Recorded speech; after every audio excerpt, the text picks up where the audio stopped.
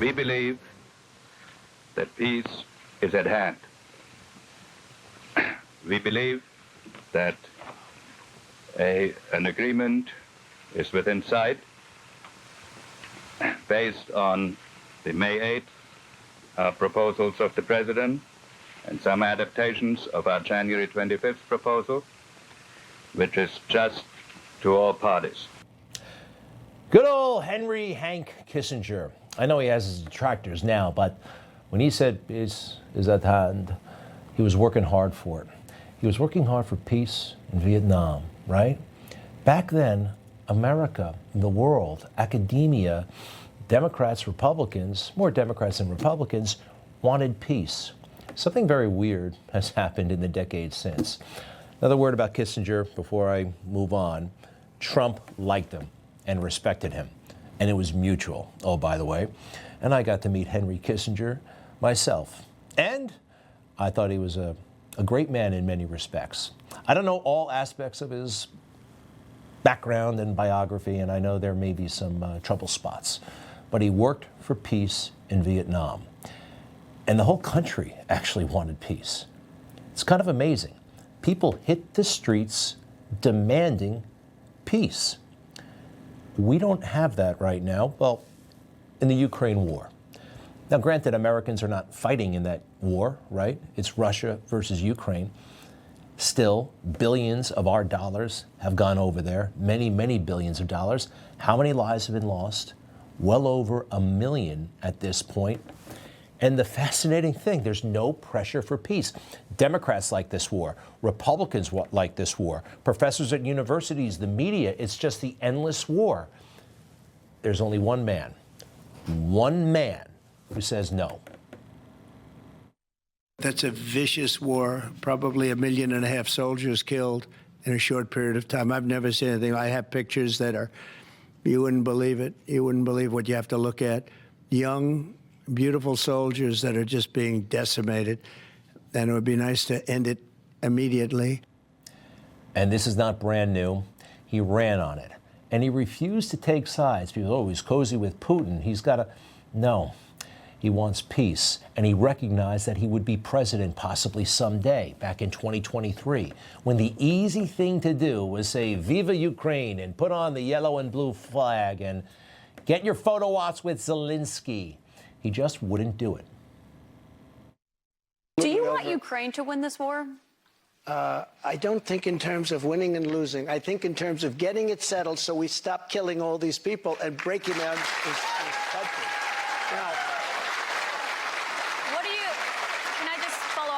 you said you don't think in terms of winning and losing. Mr. President, can I just follow up on that because that's a really important statement that you just made there. Can you say if you want Ukraine or Russia to win this war? I want everybody to stop dying. They're dying. Russians and Ukrainians. I want them to stop dying. What a concept. But it was so far into the establishment, Democrat and Republican establishment. Why was everybody in bed with Zelensky, rooting for one guy? I'm sorry, but it's still not part of NATO, okay? Way too cozy. We all have our knowledge about just how close the Bidens were with Ukraine. But this prolongs the war.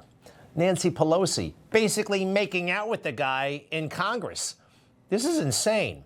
You got another guy involved, Putin, and like him or not, he's tough and he's been around. He's survived about 5 presidents, 10 Ukrainian presidents, and only President Trump could get him to the peace table. And he did that. An amazing Truth Social issued late this afternoon.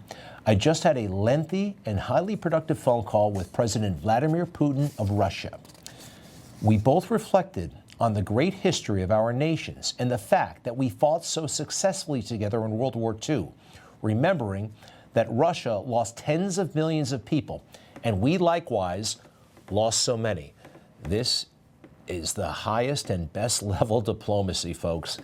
He knows what he's doing.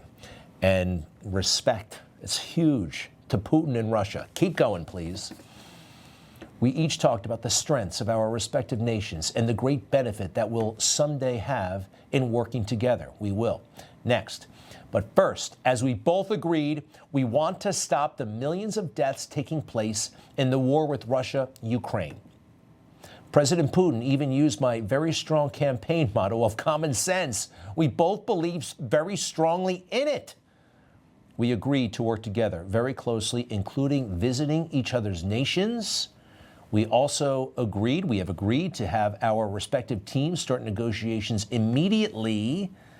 And we will begin by calling President Zelensky, both of them, of Ukraine, to inform him of the conversation, something which I will be doing right now, which he did.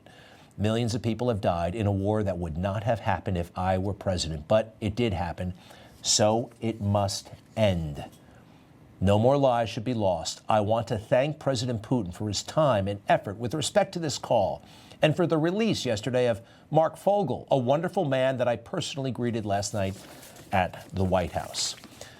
Well, this is diplomacy. And it's amazing that President Trump, in the private sector for most of his life, never set foot in the State Department until he was president, was able to pull this off. And pulling it off. It's not done yet. But finally, peace has momentum. What a concept. And he should be the deliverer of it. Next. It's a shame what's happened to that country. It would have never happened if I were president. That I can tell you. Would have never happened. It's to look at that. And October 7th would have never happened either. Quick reminder, the American people agree with that. 62% say that there would have been no war. This is going back years, by the way, that Russia would not have invaded with President in the White House. Everybody knows that intuitively. And Russia made a decision to invade when they got a good look at Joe Biden in Geneva, Switzerland, about 6 months prior to the invasion. Look at Joe. He looks hapless and goofy, which he is. And Joe was not good at diplomacy. For all of his time there in Washington, in the swamp, not good at it. He also got himself in trouble whenever he wanted to appear decisive, right? You got to be, you can't hesitate, right? That's what Joe thinks. So unlike Ukraine, to be clear, sir, U.S. forces, U.S. men and women would defend Taiwan in the event of a Chinese invasion. Yes. Loved it. One word answer, syllable, yes, yes, nothing else. They're always cleaning up right after him. He wants to appear like a tough guy. He wants to appear like he knows what he's doing. Decisive, decisive, decisive. That was not the American policy and hasn't been for decades. Meanwhile, President Trump, in public, high-pressure situations, surrounded by the media, he understands you have to keep your options open. The question is, will you go to Ukraine? Check it out. Also commit to go to Ukraine? What about Ukraine? Did you commit to go to Ukraine as No, well? I haven't. I haven't committed to go to Ukraine. I would think about going. Yeah, I'd think about it. No problem. What did you say today, Mr. President? You see, that's cool. Yeah, maybe I think about it. Non-committal. Not saying, yes, I'll go. No, I won't. That has reverberations, that has ramifications, and he knows what he's doing. Another thing here. Apparently, Ukraine's status in all of this is tricky. Do you call it a full partner? Is it a satellite partner? I don't get the ins and outs, but it's a tricky question, trickier than it may seem at first. Watch what he does. Say it, what? Do you view Ukraine as an equal member of this peace process? It's an interesting question. I think they have to make peace. All right, another way to kind of not answer it, right? But consider it and move on. Remember that balloon from China that just sailed over the United States and we didn't do a damn thing about it? Everybody in the country was freaked out that China sailed a damn balloon over the country. And there was another time that Joe was decisive in doing nothing and saying that it's no problem between America and China, even after they blew off our property rights and sailed a damn balloon right through our front yard. Have relations now between the U.S. and China taken a big hit, No. frankly? No. Again, right? One syllable. No, no. What about pondering it? What about being smart? What about being sophisticated? Joe can't because he's not. He's greedy. Fascinating how chummy he was with our enemy, Xi, right? Or at least our serious rival. Very, very chummy. And also, talk about chummy. And this is intimate. This is weird. And funny how Hunter Biden had intimate relations financially with both countries. You know what you do with countries that are foreign? You keep them at a little bit of a distance, all right? Just a little bit, especially a place like Ukraine and Zelensky. Here's President Trump and Zelensky at Trump Tower. They're not hugging it out, all right? You have to be in charge. You can't get too much in bed with anybody when it comes to that part of the world. All right, and Putin is a guy you have to keep in mind, because this guy will fight to the death if we keep calling him a war criminal, which Joe Biden did, and that's not productive. And remember this, I learned this in the military. A guy named Sun Tzu, they made us read him. Build your opponent a golden bridge to retreat across. You gotta let the bad guy save face. Make sense? And Putin, for all of his evil, right? I could say he's probably evil, I don't know, but he's a survivor. Look at that. Presidents come and go in America. He stays. And the same goes for Ukraine. Ukraine, how many guys have come and gone, right? I mean, turnover. But Putin, we think that Putin's going to go down on this one? I don't think so. But it may feel great. It may just feel great morally. And the media will give you a round of applause if you say something like this. You may remember I got criticized for calling Putin a war criminal. Well, the truth of the matter is so what happened in Bucha. This warrants him. He is a war criminal. Well, you don't want to call it. He may be a war criminal. It doesn't matter. If he's a war criminal, though, he'll fight to the death. He doesn't want to be hanged at Nuremberg or wherever they do those war crime trials now. You got to give him that bridge to cross over. Here's Joe Biden in Ukraine.